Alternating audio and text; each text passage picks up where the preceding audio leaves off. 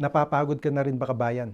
Yung tipong napapaisip ka na, ayoko na sa Canada. Wait, what? Kung oo, hindi ka nag-iisa. And in this video, pag-uusapan natin kung bakit ang daming Pinoy ang nakakaramdam ng ganito. At ano ang pwede mong gawin para hindi ka lamunin ng stress. Alam mo kasi minsan, sa social media, makikita mo yung mga post, mga rant, mga discouraging words. Yung iba, sobrang negative na. At oo, minsan nakaka-drain ding panoorin o basahin ang mga ito. Pero ito ang totoo. Kahit pa gaano sila ka-frustrated online, hindi pa rin naman sila umuuwi, di ba? Nananatili pa rin sila dito sa Canada. Yung iba nga nagsasabing, laban lang kabayan. Pero kung tutuusin, minsan, tulak ng bibig, kabig ng dibdib din sila. Ganun talaga. Mahirap ang buhay dito at may mga araw na pagod ka na. Kaya ngayong araw na ito, pag-uusapan natin yung araw-araw na bigat at pagod na kasama ng buhay sa Canada. And what you can realistically do para hindi ka ma-overwhelm.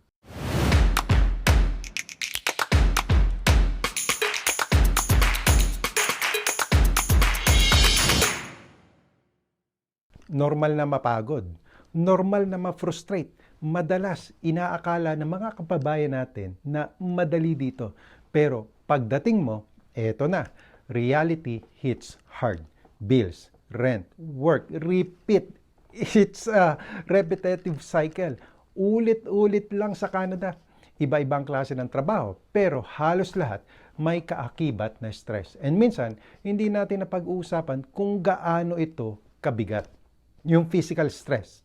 May mga trabaho kasi dito na literal na nakakapagod sa katawan.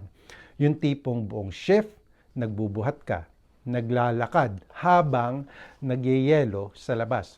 O nakastand ng 8 up to 10 hours. Hindi biro ito kabayan.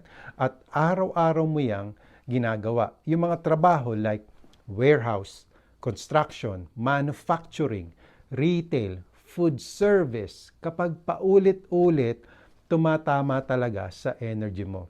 Pag uwi mo, ubos ka. Minsan parang tulog, trabaho na lang ang buhay dito sa Canada.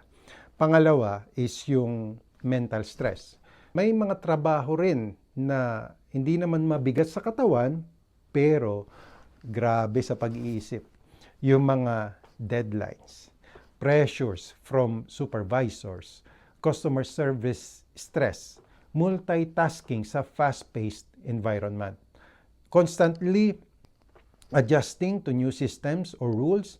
Minsan kahit nakaupo ka lang, sa loob-loob mo parang takbo pa rin ng takbo yung iyong pag-iisip. At ang pagod na yan, hindi napapansin ng ibang tao. So pangatlo, yung emotional stress. Lalo na kung bago ka sa Canada or wala ka pang support system. May pressure na kailangan para ikaw ay magtagumpay. May pressure na kailangan para makapagpadala ka sa Pilipinas. At may pressure din na hindi pwedeng magkamali. Baon-baon mo yan sa trabaho, sa bawat shift. Pang-apat, yung multitasking plus adjustment stress. Dito sa Canada, mabilis ang galaw. Minsan, sabay-sabay ang task, sabay-sabay ang expectations, sabay-sabay ang mga changes. And kapag newcomer ka pa, may extra layer pa. Yung language barrier, accent adjustment, cultural differences. Lahat yan nakakapagod kahit hindi halata. Marami rin sa atin ang hindi pa nasa trabaho na gusto natin, nagtitiis muna para lang mabuhay, di ba? At yung gap na yon, kung ginagawa mo yung work na hindi mo passion, syempre kung hindi mo ito first choice, nakakadagdag din ito sa pagod mentally. Kaya kapag sinasabi ng isang tao na pagod sila sa trabaho sa Canada, hindi siya simpleng pagod lang. Merong physical, mental, at emotional na stress na pinagsama-sama. At normal na madrain ka kung araw-araw mong binubuhat. And here's the truth. Nobody tells you being tired in Canada doesn't mean you are failing. It means you're adjusting, surviving, and carrying more than most people realize. Kahit yung mga successful dito, dumaan din naman sa stage na yan na sinasabi nilang ayaw na nila dito sa Canada. So, with this, anong pwede mong gawin?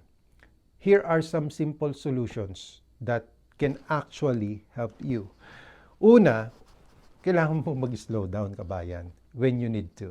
Hindi ka robot. Kung kailangan mo ng break, even one day, then do it. Ang problema kasi minsan, ayaw na natin mag-break. Ayaw na natin mag-day off. Panay ang kuha natin ng shift. Pangalawa, talk to someone you trust. Ang bigat na kinikimkim mo, gumagaan yan. Pag merong nakikinig, meron kang nakakausap, re-evaluate your goals. Minsan, kailangan mo lang mag-reset. Hindi kailangan magmadali. Hindi lahat ng success nakikita sa bilis. Pang-apat, find community. As in, kahit maliit lang, yung mga co-workers mo, kabayan groups, neighbors. Canada is 10 times easier when you have people. Pang-lima, it's okay to change direction. Kung kailangan mo na talaga mag-shift ng job, lumipat ng province, or even mag-pause, valid yan. Hindi ka nabigo. Nag-a-adjust ka lang. Kung nararamdaman mo rin minsan at parang susuko ka na to the point na nagsasabi kang ayoko na sa Canada, please know this. Hindi ka nag-iisa, kabayan. Hindi ibig sabihin ay mahina ka. You are not failing. You're just human. And you're doing your best. One step at a time, kabayan. And that's it for me today. I hope you like this video. If you do, please give it a thumbs up. And as always, more tips, informations, guidance to come. I will see you, God willing, on my next video. Sabahan nawa kayong parating ng Panginoon sa inyong pang-araw-araw na buhay at magandang araw po sa inyong lahat.